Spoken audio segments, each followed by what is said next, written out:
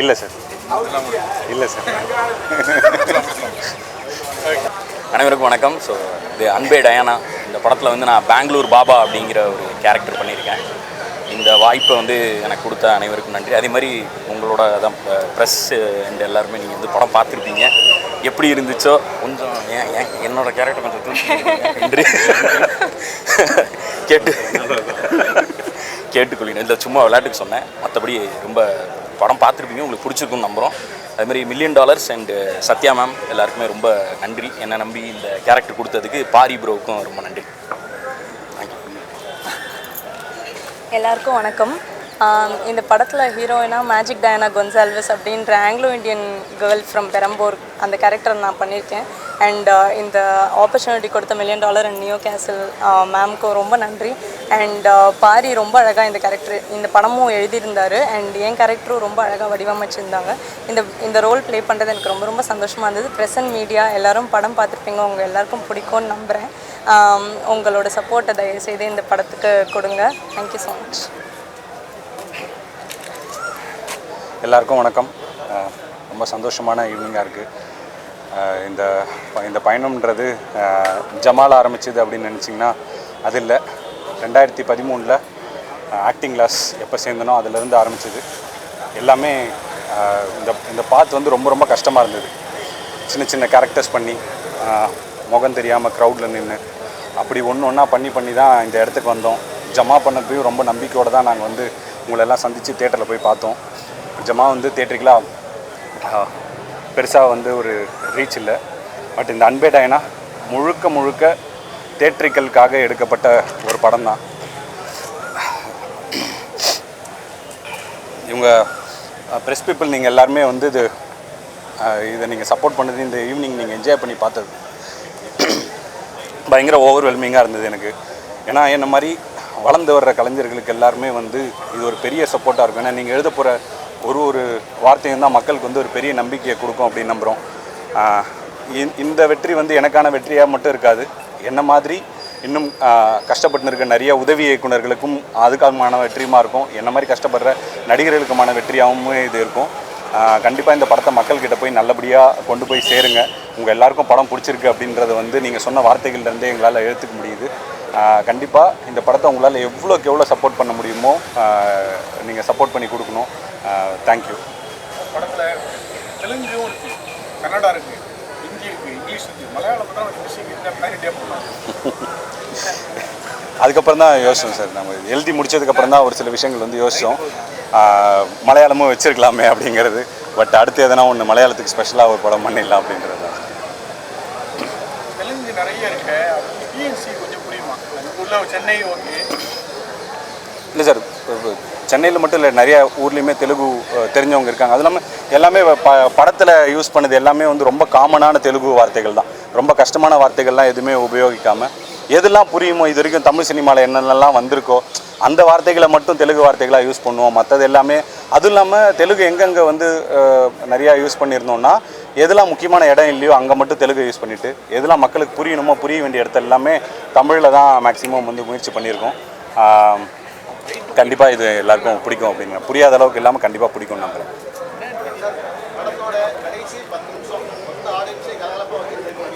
Thank you.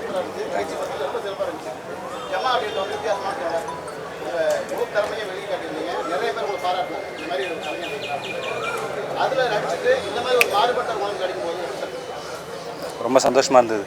ஏன்னா முதல்ல வந்து பாரினா அந்த மூஞ்சி தெரியணும் அப்படிங்கிறதுக்காக தெரியப்பட்ட படம் இதுவாக தான் இருக்கும்னு நினைக்கிறேன். ஏன்னா ஜமா பண்ணப்பையும் பெருசாக வெளியில் நான் தான் அதை பண்ணேன் அப்படிங்கிறது வந்து பெருசாக தெரியல. பாட்டில் ராதா பண்ணப்பையும் அப்படி தான் இருந்தது. முறையாக வந்து இப்படி ஒரு ரோல் நம்மளாக நடிக்கிறது அப்படிங்கிறது முதல்ல ரொம்ப சந்தோஷமான விஷயமா இருந்தது. அதுவும் இல்லாமல் இந்த மாதிரி ஒரு கேரக்டர் வந்து நீங்கள் ஹீரோவாக பண்ணால் கரெக்டாக இருக்கும் அப்படின்னு நம்பின $1,000,000 யுவராஜ் ப்ரோக்கும் நான் இந்த டைமில் தேங்க் பண்ணுறேன். சரி, இப்போ ஒரு வகையில் நீங்கள் ஹீரோவாக யாரை சூஸ் பண்ணி இந்த கதை? ரொம்ப ஆனஸ்ட்டாக சொல்லலாம், யாருமே சூஸ் பண்ணல சார். ஏன்னா இந்த கதை நான் ஜமாவும் அதான் சொன்னேன். ஜமாவும் வந்து நான் வந்து ஹீரோ ஆகணும், அதாவது முக்கிய கதாபாத்திரம் ஆகணுன்றதுக்காக எழுதப்பட்டது தான் ஜமா. அதே மாதிரி இதில் வந்து இது தியேட்ரிக்கலாக ஒரு படம் பண்ணணும், இது பண்ணணும் அப்படின்னு ஓடுறதுக்காக எனக்காக எழுதிக்கப்பட்டது தான் அன்பே டயானா சார். நான் இவங்களை வச்சு பண்ண அப்படின்னு நான் வந்து பொய் சொல்ல விரும்பல. ஆனஸ்ட்டாகவே இது எனக்காக பண்ணப்பட்ட கதை தான் சார். இது மல்டி லாங்குவேஜ் லெவலில் பேன் இந்தியா லெவலில் இந்த கதை இருக்குது. தெலுங்குல நிறைய படம், மலையாளம் தவிர்த்து ஹிந்தி பேசவும் இருக்காங்க, கன்னடம் பேசுகிறாரு. அந்த லெவலில் நீங்கள் படத்தை வந்து ரிலீஸ் பண்ணுறாங்க சார்? கண்டிப்பாக எல்லா இதுலேயுமே ரிலீஸ் பண்ணுற ஐடியா தான் சார் இருக்குது. ரிலீஸ் ஆகுது படம். கண்டிப்பாக எல்லா ஊர்லேயுமே இப்போ பெங்களூரில் ரிலீஸ் ஆகுது, அங்கே ஹிந்திலையும் ரிலீஸ் ஆகுது, இங்கேயும் தெலுங்குலேயும் ரிலீஸ் ஆகுது. ஸோ கண்டிப்பாக அந்த மக்களும் பார்த்து கண்டிப்பாக சப்போர்ட் பண்ணுவாங்க அப்படிங்கிறது வந்து நம்புகிறோம். எல்லாரும் கனெக்ட் பண்ணிக்கூடிய ஒரு படமாக தான் இருக்கும். லாங்குவேஜ் பேரியர் இந்த படத்துக்கு மோஸ்ட்டாக இருக்காது. நிறைய பேர் அதுக்கான கொஸ்டின் வச்சாங்க. இப்போ படம் பார்த்தீங்கன்னா அதுக்கான இது வந்து தெளிவாக அவங்களுக்கு வந்து புரிஞ்சிடும். எல்லாம் இப்போ பேன் சவுத் படம் அப்படின்னு சொல்லலாம் சார். ஸோ சவுத் மக்கள் எல்லாருமே என்ஜாய் பண்ணலாம். மலையாள மக்களுக்கும் தமிழ் நல்லா புரியும் அப்படிங்கிறதுனால அது அவங்களுக்குமே ஒரு கனெக்டடான ஒரு ஃபிலிமாக தான் இருக்கும் சார். படத்துக்கு டைட்டில் டயானான்னு வச்சுக்கல, என்ன காரணம்? சார் அவங்களோட முழு பேர் வந்து மேஜிக் டயானா கொன்சால்வோ சார். 3 இதே அது யார் தெரியும்? எல்லா பேரையும் 3 வாட்டி சொல்லியிருந்தா ஸ்க்ரீன் பேல டைம் பத்தாதுன்றதுக்காக மேஜிக்னு ஸ்டார்ட் ஆச்சு. யார் தெரியல, நீங்கள் நான் கேட்குறது டைட்டில் தான் உங்களுக்கு என்ன சம்பந்தம் கேட்டேன். அதில் போடுறமே சார், கடைசியில் ஒரு ஃபார்மில் ஃபில்அப் பண்ணுவாங்க. எழுதும் போது கூட மேஜிக் டயானா கொன்சால்வஸ் அப்படின்னு எழுதுவாங்க சார். அதுக்கு தனியாக ஷார்ட்டே வச்சுருந்தோம் சார். இது உள்ளே இருக்க டீட்டெயிலிங் தான் சார். எல்லா விஷயத்தையும் நம்ம அன்பே மேஜிக்னு வச்சுக்கலாம், ஒன்றும் தப்பு கேட்குறேன் தெரியாமல் கேட்குறேன். இல்லை சார், அன்பே மேஜிக்ன்றத விட அன்பே டயானா தான் கவுண்டமணி சார் சொன்ன டைலாக். அதனால டயானான்னு வச்சுக்கலாம்ல. டயானா தான் சார் அவங்க பேர். இல்லை சார், நீ கூடும்போது டயானா கூப்பிடணும். ஏதாவது இல்லை சார், எனக்கு மேஜிக்னு கூப்பிட பிடிச்சிருந்ததுன்னு கூப்பிட்டேன் சார். டயானா ரோஜா மேடம் அவங்க அம்மாவை சொல்கிறீங்களா? அதான் சொல்கிறேன். Okay sir. மேஜிக்ன்றது ரொம்ப நல்லா இருக்குல்ல சார். அது ஒன்று வச்சுருந்தோம் சார். அவங்க வந்து என் லைஃப்பில் நடந்த மேஜிக் டயானா கொன்சால்வஸ் இது 3த்துல எது வேணால் கூப்பிட்டுக்கலாம் சார். அந்த மாதிரி இது வந்து இப்போ என் பேர் பாரி இளவழகன், எங்கள் வீட்டில் பாரினும் கூப்பிடுவாங்க, இளவழகனும் கூப்பிடுவாங்க. அது அவங்களோட இதில் வந்து மேஜிக்ன்றது வந்து அதில் ஒரு டைலாக் வச்சுருந்தேன் சார். இவங்க என் லைஃப்பில் வந்து ஒரு மேஜிக், அப்படி ஒரு மேஜிக்கலாக இதை ட்ரீட் பண்ணணும் அப்படிங்கிற ஒரு விஷயத்துக்காக தான் அந்த பேரை ஹைலைட் பண்ணும் சார்.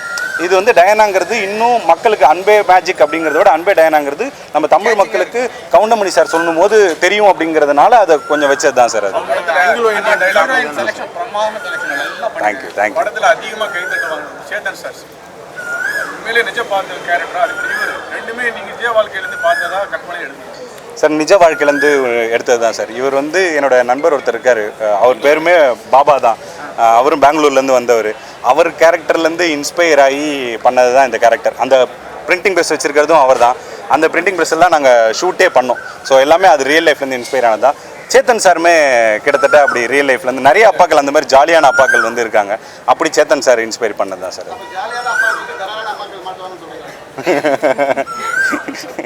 மாட்டினா அது ஒரு நல்ல காம்பினேஷன் தான் சார்.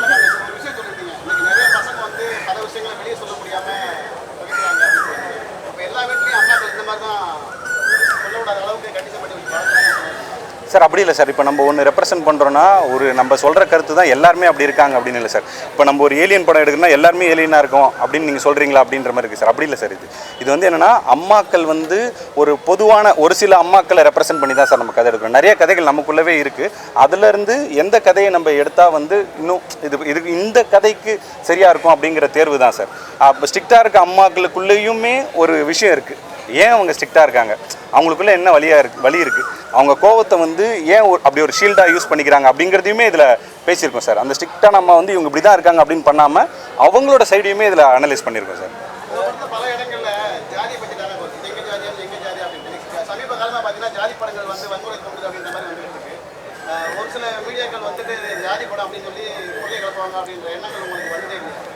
இல்லை சார், அப்படி வராதுன்னு நினைக்கிறேன் சார். இது வன்முறையை தூண்டுற படம் இல்லை. அப்படி எதனா வன்முறை ஏற்பட்டுச்சுன்னா அதை வந்து நடக்க விடாமல் பண்ணுற படமாக தான். அப்படி தான் இந்த கதையை வந்து நாங்கள் அந்த நோக்கத்தோடு தான் இந்த கதையை வந்து நாங்கள் இது பண்ணியிருக்கோம். இதன் மூலமாக யாராவது ஒருத்தருக்கு ஒரு சின்ன மனமாற்றம் ஏற்படுதோ இல்லை வந்து ஆமாம் நம்ம இப்படிலாம் பண்ணுறோம் அப்படின்னு நினச்சாங்கனாலே அது மிகப்பெரிய வெற்றி தான் சார். வன்முறையை தூண்டுற அளவுக்கு இதில் எதுவும் காட்சிகள் இல்லை அப்படின்னு நம்புகிறோம் சார். நாங்கள் அப்படி நான் எதுவும் படம் பார்த்ததில்லை சார். அதனால் எனக்கு தெரியல, அந்த கருத்தியலே எனக்கு இல்லை சார். படம் நல்லா இருக்குது, நல்லா வரவேற்கிறது. 5 நாள் தான் டைம் இருக்குது. 23ஆம் தேதி ஜனநாயகம் வந்து அவங்க தேட்டர் போடுவாங்க. இந்த தேட்டர் போடுறதுல ஏதாவது ஃபீலிங் இல்லையா சார்? இது எல்லாமே அவங்க இதில் பார்த்துட்டு இருக்க மக்கள் மனசு வச்சாங்கன்னா எதுவும் என்ன ஒன்றா நடக்கும் சார். இது வரைக்கும் நிறைய விஷயங்கள் நடந்திருக்கு. அதான் வந்து தென்னைக்கு பாயிடுது கொஞ்சோண்டு புல்லுக்கும் பாயாதா, அந்த மாதிரி ஏதோ ஒன்று பாஞ்சு எங்களுக்குமே நல்லது நடக்கும் அப்படின்னு வந்து நம்புகிறோம். மக்கள் மனசு வச்சிங்கன்னா நிஜமாலே இந்த படம் பிடிச்சிருந்ததுன்னா கண்டிப்பாக இதுக்கான விஷயமும் அங்கே நடக்கும். அந்த வர்ற எல்லா படங்களும் வெற்றி பெறணும் அப்படிங்கிறது தான் சார் எங்களோட ஆசை. அதே சமயத்தில் வர்ற சின்ன படங்கள், அதில் நீங்கள் நல்ல படம் நினைக்கிற சின்ன படங்களுக்கு உங்களோட ஆதரவுன்றது ரொம்ப ரொம்ப முக்கியமாக இருக்குது. ஏன்னா என்னோடய முழு ஸ்ட்ரென்த்தையுமே நான் பல பேட்டிகளில் சொன்ன மாதிரி ஜமாலை நான் தவற விட்ட விஷயங்கள் எல்லாத்தையுமே பார்த்து என்னோட முழு ஸ்ட்ரென்த்தை கொட்டி நான் இந்த படத்தை வந்து நான் பண்ணியிருக்கேன். இந்த படம் வெற்றி அடையலைன்னா நான் என்ன இது பண்ணுறதுன்னு எனக்கு தெரியல. கண்டிப்பாக ஆடியன்ஸ் அதை வந்து மனசு வச்சு அதை வெற்றி பெற வச்சுருவாங்கன்றது நாங்கள் வந்து நம்புகிறோம் சார். அவர் கல்யாணத்துக்கு அவர் அப்படி போஸ்ட் யார் கல்யாணத்துக்கு வேற ஒருத்தர் கட்டுறதுக்காக போஸ்ட் அடிச்சிருக்காரு. அது கல்யாணமே ஆகல இல்லை சார். ஆனா போஸ்ட்ல இருக்காரு அவரு. போஸ்டர் அடிச்சது அவர் இல்லை சார். அது கீழே நல்லா பார்த்தீங்கன்னா இல்லை போஸ்ட்ல அவர் படம் எப்படி அவருடைய ஒப்புதல் எல்லாம் வரும். அப்படி இல்லை சார். இன்னைக்கு ஃப்ரெண்ட்ஸ் எல்லாமே பேனர் இருக்கிறவங்க எல்லாம் ஒப்புதலோட வைக்கிறது இல்லை சார். நண்பர்கள் குழு எல்லாருமே சேர்ந்து வச்சுருவாங்க சார். வைக்கிறாங்க சார். எனக்கு தெரியும். எனக்கு இவர் காசு போடல சார், பக்கத்தில் இருக்கிறவர் காசு போட்டார். இல்லைனாலும் போஸ்ட்ல இருக்கிற உத்தரவு இல்லை சார், அவர் இல்லை சார்.